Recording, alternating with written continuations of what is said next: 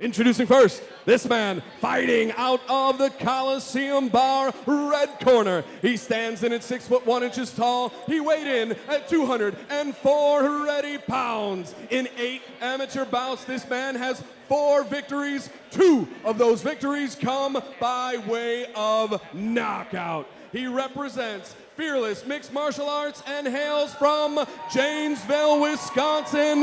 Ladies and gentlemen, the baby-faced assassin, Theron Neisius. His opponent, this man, fighting out of the Harley-Davidson of Madison, blue corner. He stands in at 5 foot 11 inches tall. He weighed in at 202 pounds. He hails from Beloit, Wisconsin, and represents the chosen few. He is undefeated in his amateur career.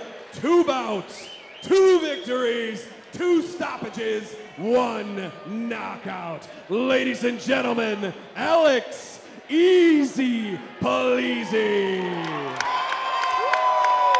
Easy Polizzi won easy in his last fight. We'll see if it's as easy this time around as he takes on Neisius. Neisius with quite a bit more experience than Polizzi has so far, so that might play into it as he has fought 8 times. Polizzi just twice, but Polizzi comes into this fight looking like the better conditioned fighter.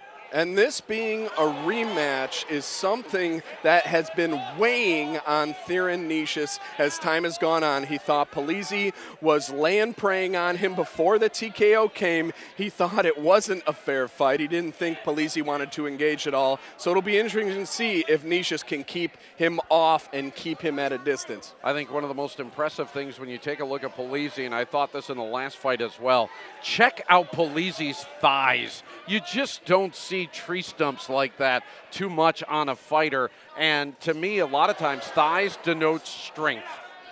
And that creates raw power in many different ways, whether it's going to be a kick, whether it's going to be your stability while you're throwing punches. You know, it's that pitcher's mentality. You do that, what they call that kinetic chain, when you use your entire body, and it starts right there in those legs, those tree trunks you were talking about. And a good left front kick from Polizzi drives Neisius back into the cage right in front of us here as Polizzi goes for the headlock, a little bit of stomping and using the power in those legs right now just to drive and grind Neisius into the cage. And now a good knee and Neisius is down, and that's gotta hurt.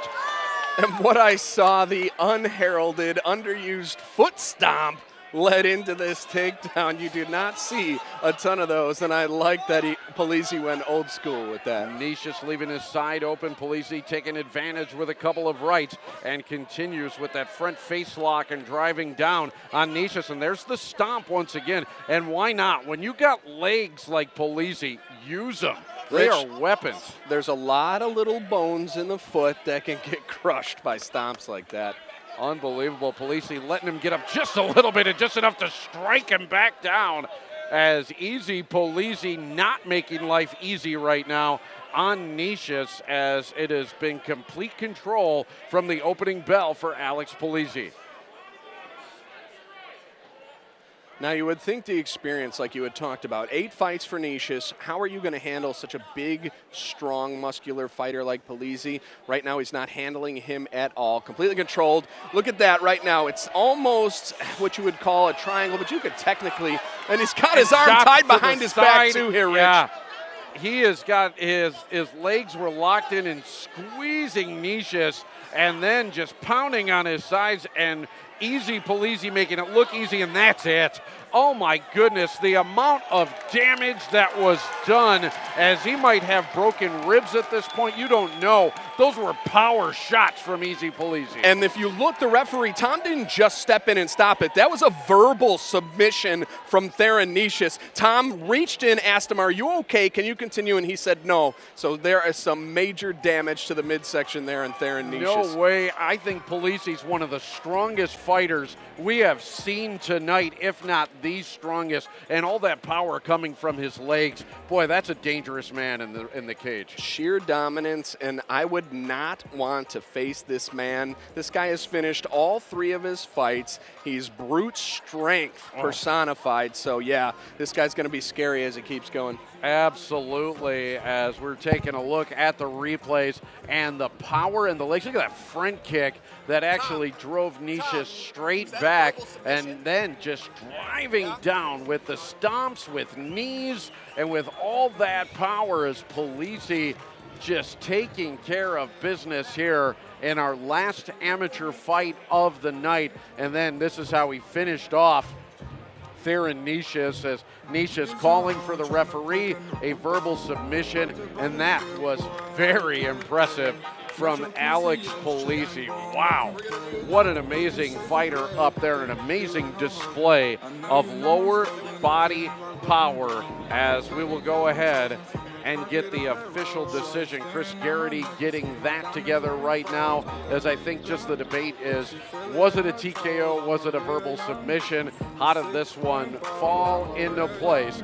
Chris Garrity is going to tell us all about it, and I know everybody so far here tonight very impressed. Eric Rogers liked that one as well. As after this fight, we're going to have an intermission here. We'll entertain you back at home. And then we got 4 professional fights coming up, including our main events of the evening. Let's go up to the cage. The referee steps in, calls a stop to this bout at 2 minutes, 48 seconds of round number 1. For your winner by verbal submission and still undefeated, Alex "Easy" Polizzi.